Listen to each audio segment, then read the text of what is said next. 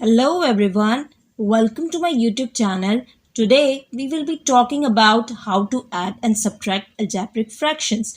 Algebraic fractions can be a bit tricky because they involve letters and expressions, but with some practice and the right techniques, you can become a pro. So come along and let's learn how to add and subtract algebraic fractions together.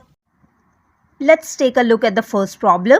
2 over 3a plus 3 over 5a. The first step is to find a common denominator for the two fractions, right? This is just a fancy way of saying that we want to make the two fractions have the same bottom number.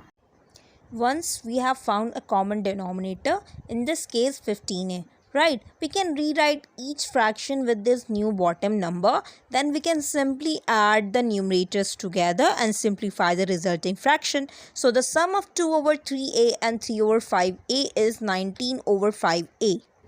For the second problem, 3 over 2b minus 4c plus 2 over 3b minus 6c, we follow the same process. We find a common denominator, rewrite the fractions with this new bottom number and combine like terms. It's important to remember to keep track of the signs when adding and subtracting fractions.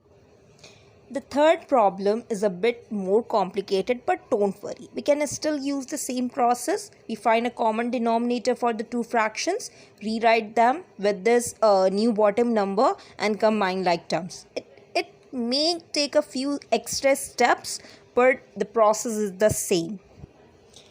Thanks for joining me today to explore the world of algebraic fractions. Remember, don't be discouraged by these seemingly complicated problems. With a little practice, anyone can master them. If you have any questions or want to share your own tips and tricks, please leave a comment below.